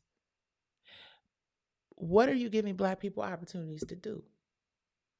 Right? Because you and I both know. Now, y'all might not know, but I know. Because, see, this is a computer brain on certain shit. Now, some stuff I just don't even know how to do. Don't ask me how to add up no numbers and put together no budgets and lay some shit out there. I can't do it. But when it comes to like hyper focused on things that matter and things that are important to our community and understanding and cutting through the bull crap and telling people what's really, truly going on, I'm going to say that what Starz and Lionsgate are promising us by being so about diversity, equity, and inclusion and transparency is a sham and skullduggery as far as I'm concerned. Because when you look at who all the executive producers and power players are on P Valley, to borrow from Selena's Johnson's sister said the napkin people. I should have said that. I wish I could take that back. No, I don't. There is nothing in your programming, and there's nothing in the executive level ownership decision making areas of your company that say that you are real leaders of diversity, equity, and inclusion. In my opinion, this isn't a fact. See, unlike the facts I laid out in my case, this is not a fact. This is an opinion based on the fact y'all think y'all publicly traded company, and I'm a reviewer and I own a media company, and I don't agree with this whole concept that you care that much about our community and diversity, equity, and inclusion, because I don't know this for sure, but I don't believe Katori Hall owns P Valley. I don't know. That's why I want to go to the appeals court so we can get to trial, so we can find out. But my instincts tell me that she was a work for hire. My instincts tell me that she did not call all the shots, even though she created one of, if not the most successful television series on your network, allegedly based on what y'all have proven or tried to prove to the judge. And if you got a woman who you gave, because the CEO of Starz said he gave Katori Hall $100 million for P Valley. Nobody's ever done that, and people should follow suit. The same way they said that they are the number one best, most greatest ever in the whole wide world, ever created Swiss Family Robinson of diversity, equity, and inclusion. But how many Black people on your staff actually have the power to greenlight their own shows? Actually have equitable interest in their shows? And don't say 50 Cent, because 50 Cent is a cancer like me. He done let y'all have, we have not forgotten, even though y'all gave him a TV deal to keep him quiet. Y'all, he gets a TV deal, I get a $600,000 bill for speaking my truth about y'all. But 50 gets a whole network partnership with y'all. But does he own power? Can 50 Cent take power and run it on his own network without y'all? That's why I'm a problem. Because I know the deal you gave Tyler Perry. And I understand why it worked so well for him. because the ownership and licensing model is the only way that Black people will ever have diversity, equity, and inclusion. Ever. Starz, Lionsgate, Katori Hall, P Valley, and anybody else. This ain't just about y'all. It's about everybody and anybody who is constantly running this narrative that they are so pro Black people, so pro Black community. But the only Black owners out here are Tyler Perry, Byron Allen, and a few other people at the tippity top of the iceberg. There haven't been any more deals like the one you did with Tyler Perry that I've seen or read about. Maybe I'm wrong. But if you're going to rant and rave about how much diversity, equity, and inclusion that your company has committed to in our community, then I believe that the people should demand seeing that. I believe that people should see the diversity, equity, and inclusion and the transparency talks. Is that what it is? Take the lead. All of those things. That, surprisingly, were initiatives that you started after you saw my final statement on the importance of intellectual property ownership in the Black community. That is the only way that people of color will ever have anything to pass down to generations. Now, you all may succeed at taking everything away from me and my family. You may. For a short period of time. But I'm going to tell the truth about the lies. And I didn't want to be on YouTube or Instagram or Facebook or Twitter nightly talking about Lionsgate, Starz, Katori Hall, P Valley in this case. I did not. I would have much rather have been in the editing bay, editing content. I would have much rather been creating stories and licensing stories and ideas to even you, to other networks, to other companies. I would much rather be focused on building my nonprofit organization and helping out my community and being able to reinvest in homes and teaching people the things that I've learned about the importance of property ownership, both real property, real estate, and intellectual property, so that we could grow our community and rebuild our community and get back to where we were in Motown and Spike Lee in 90s, when we all believed that y'all gave a flying frog leg about us.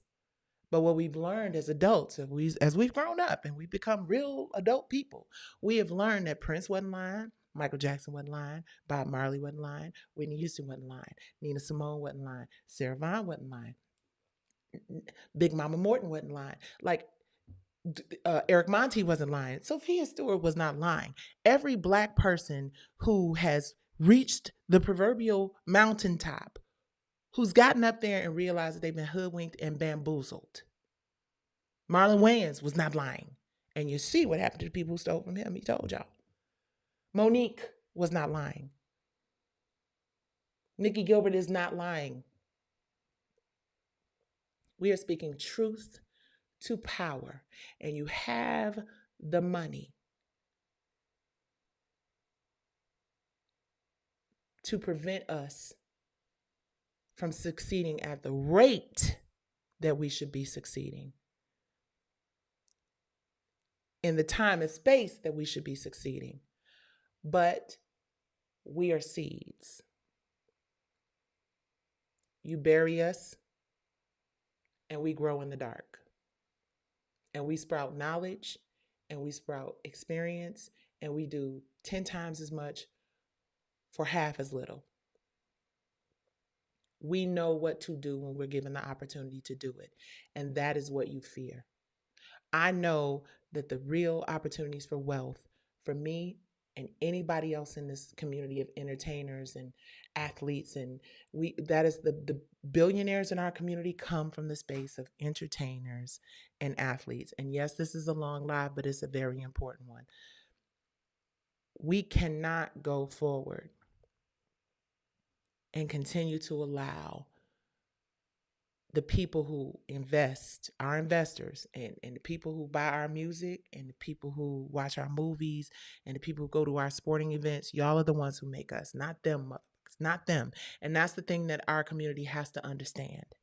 And that's the reason why I keep getting on these lives and I keep talking and I keep saying what the hell I got to say, because I want people to understand it is not the billion-dollar companies that make us who we are. It is not the billion-dollar companies that sell the advertising or make money for the shareholders and the investors. It's the creatives, it's the artists, it's the people whose jobs, whose DNA says that they have the ability to create compelling, captivating content that generates revenue. It is not the big CEO who sits up high and looks down low. It is not the bean counter who figures out how to move the money around. It is the creative who comes up with the concepts and the ideas and the businesses and the preeminent business assets that captivate people and have people stuck on stupid, geeked up about the music and the stuff. We are the ones that need to be taken care of and nurtured and developed and multiplied. And our community and our kids and our families and our sisters with brain cancer and our grandsons that deserve college education and our aging parents, they deserve a quality of life. Y'all making $30-40 million a year just because what, you delegating some fucking responsibilities to somebody? No, sir. No. Exactly. Creatives matter.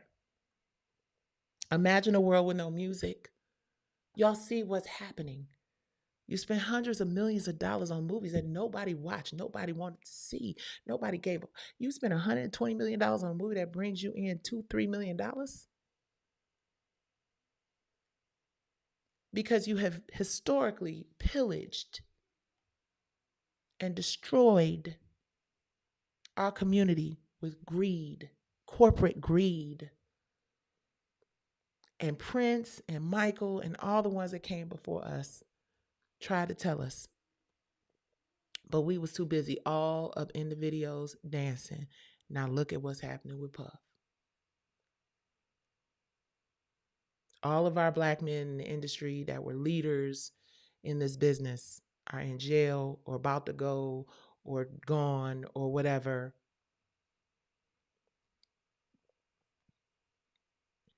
All of our great musicians and talented artists have either died because of drug addiction, drug overdose. They just didn't want to do it.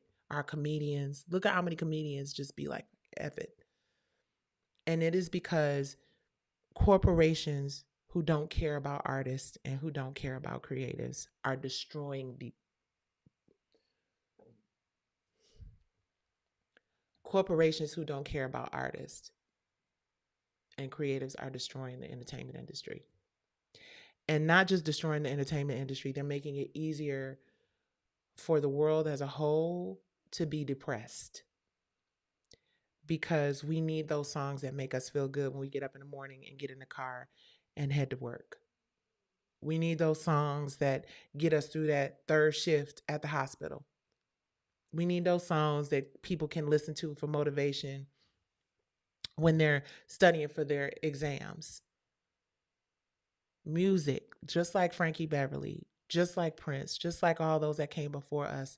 Music is the soundtrack of our lives. It heals us. It's a universal language.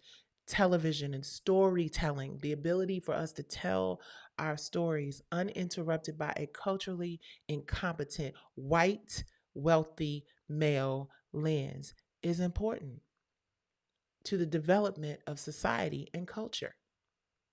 You guys have magnified the very worst of who we are. You have convinced us that Sexy Red is actually a star. And listen, Sexy, no problem. I mean, she's like, you know, funny, maybe.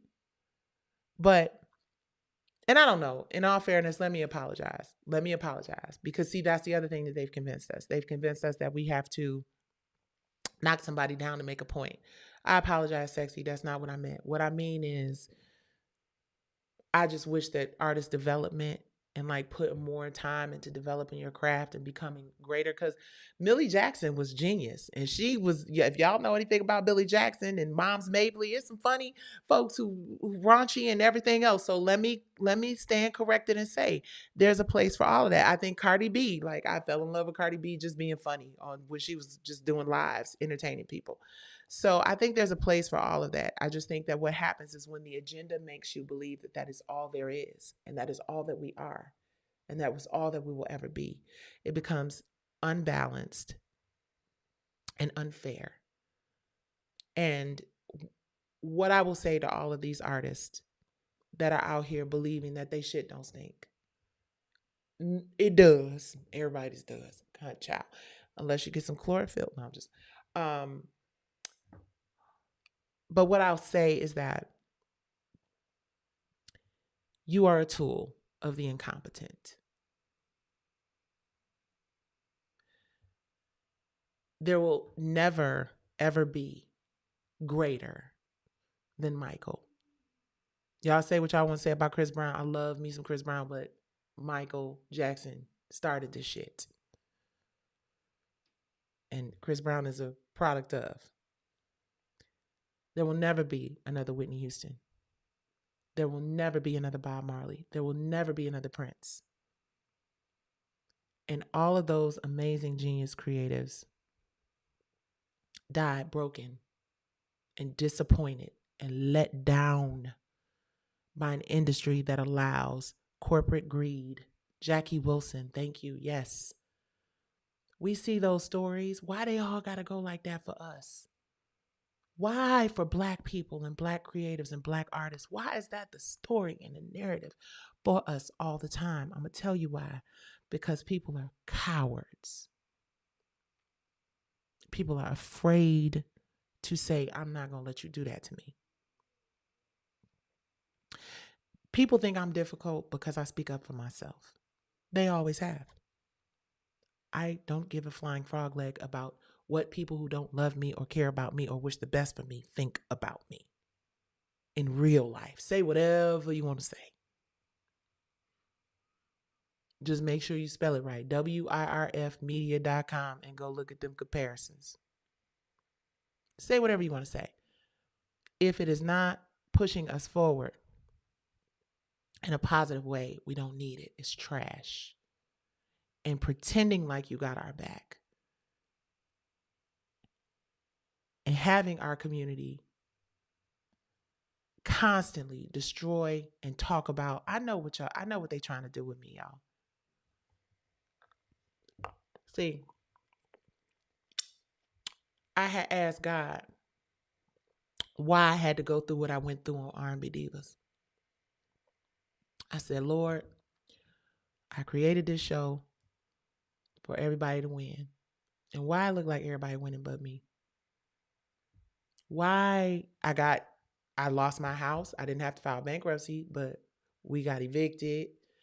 I had no money. They hadn't paid me. I had R&B Divas Atlanta, R&B Divas LA, and Hollywood Divas. All were on TV, and I had no money. They like, sue us, bitch. And they said it because the legal system is set up where poor people cannot win. Period. Unless you win on appeal, or unless you're lucky enough to get a judge who is about justice and fairness. And listen, here's the thing. I'm not saying my judge ain't. He made a ruling. I respect the honorable judge. Because God knows, you know, I don't want to piss him off no more than like he done already told me I should have never brought this to his courtroom, and my lawyer should have told me that I should have never brought this to his courtroom.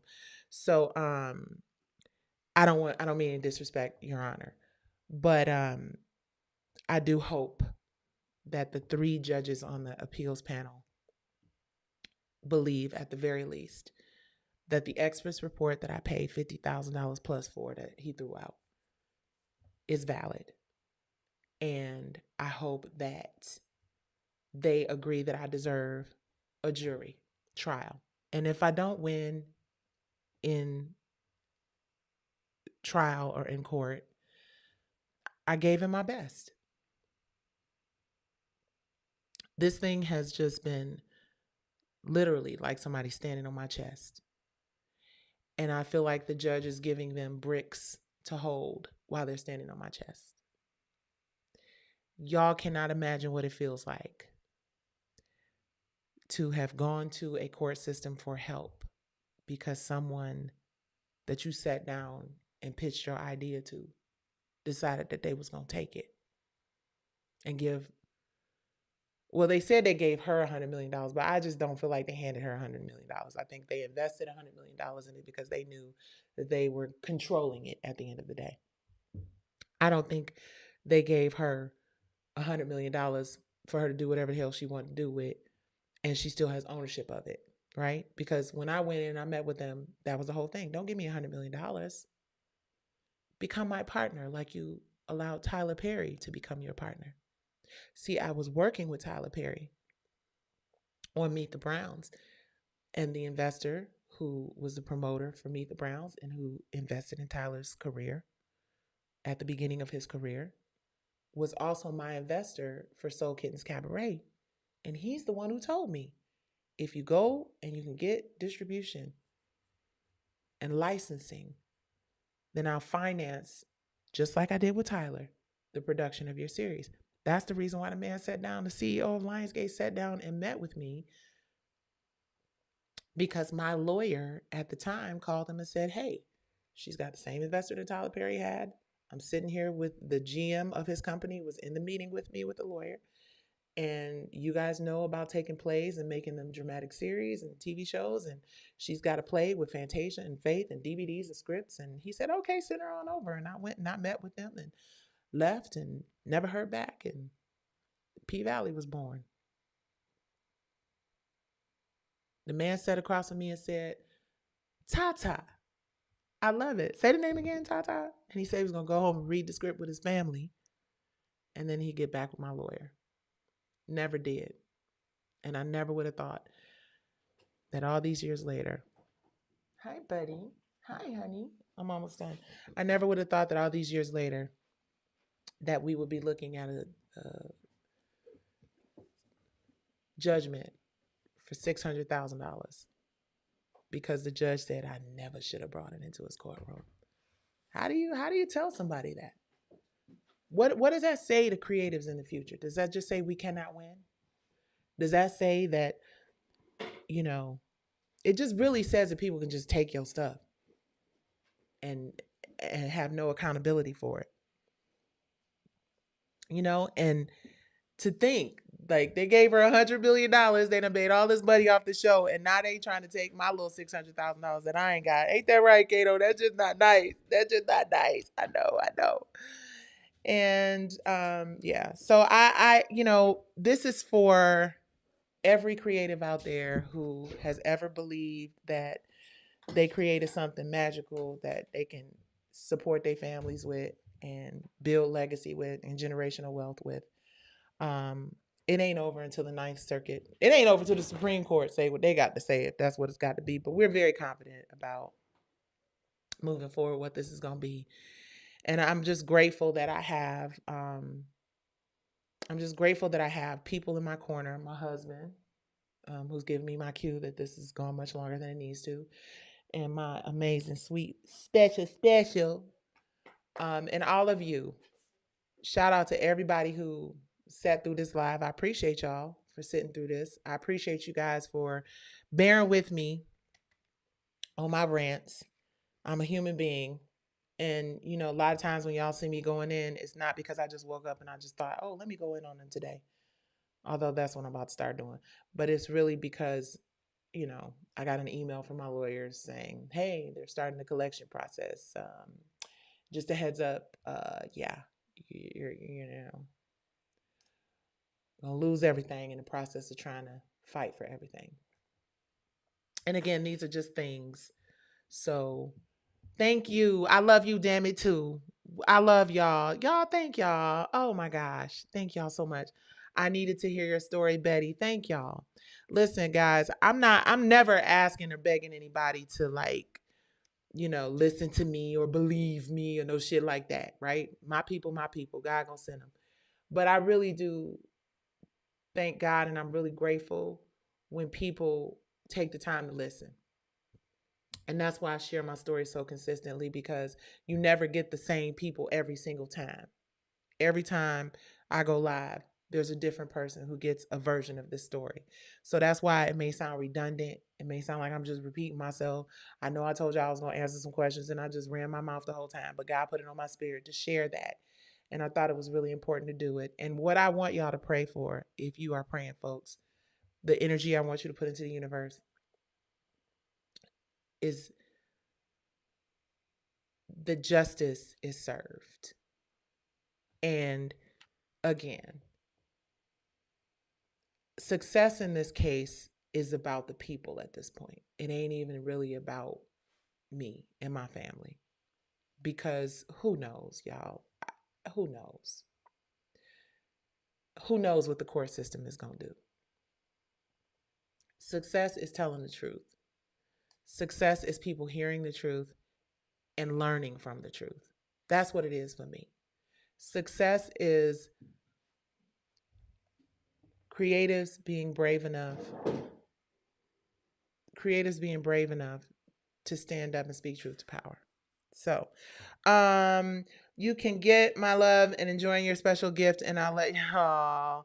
I pray you get a job which gives you 1 million right off. Me too. I want $1 million job, baby. The way y'all looking at this. Okay, so let me switch gears real quick. Diary of a Diva. Please, please, please, please, please, please, please watch it. Watch the Monifa part 1 and part 2. All of it is available on worthtv.com right now.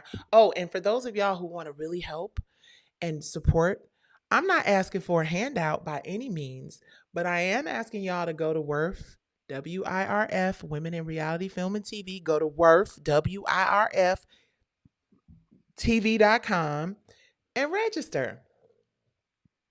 Excuse me. You're going to see a lot of really great content. So Diary of a Diva, Monifa, and Latavia, you can watch it straight through with no commercials. Listen, we monetize on YouTube, so on YouTube you're going to see the commercials. But if you want to watch the commercial-free version of it, thank you so much. Worth, WIRFTV.com. We are a small but mighty streaming platform, you guys. My family and I are putting everything we have into it. I got some new episodes of Diary of a Diva. Now, when I say new, these are vintage new. So this is before R&B Divas, before the show that you all love, R&B Divas. You're going to be able to see some of our vintage programming and a bunch of other stuff. So the Sarah Stokes documentary, my own documentary. My husband has some really cool stuff planned for the brothers and for the men and for the intellectuals. So please subscribe to our YouTube channel. I see so many of y'all coming in. Hello. I appreciate you guys so much. And then please share my story. Like, even if you don't want to be all public with it and you ain't trying to share it all out in these internet streets, share it with your neighbor, share it with your coworker, share it with the people in your community and your neighborhood. Let them know that there's a Black woman out here who's being forced into bankruptcy by a multi-billion-dollar company simply because I made the decision to stand up for my intellectual property rights. And ironically, this is the same multi-billion-dollar company that is in the process of maybe being sued in a class action suit by all of their shareholders or many of their shareholders. And the same company that says that claims that they're transparent and they care about our community. If you care about our community, then put Black people in charge, not just giving them a job, but giving them equitable shares of things that they can pass down to future generations. That's how you pay Black people. That's how you pay Black people. Tasia, thank you. Offendia, thank you. Everybody who's commented, thank you. I see a lot of y'all coming in, and y'all coming in at this 2-hour mark. And I want to stay and party with y'all, but I'll be long-winded and talking too much. But I've been in this industry for 30 years, so I have a lot to share. And I'm not going to hold it because it does me no good. And like my daddy said, baby, don't die with the truth, and you tell people what you got to tell them. And how you said, babe? Everything. My daddy say, tell them everything. So that's what I'm going to do. You guys, we'll be back tomorrow night. Again, I see y'all on Twitter. And to those of you from Lionsgate, legal that's watching my Twitter and y'all, writing stuff down. Save it for trial. Save it for them 12 jurors because we're definitely going to get there. I don't know how, but like the pastor told me on the plane this week, expect a miracle, and I do. All right, you guys, I love and appreciate y'all. Thank you, thank you, thank you. Watch this live, share this live, and support. Fight for Worth is our Cash App. Go on and hit that Cash App. Fight $4 number 4 Worth. Mwah. I love y'all. Peace.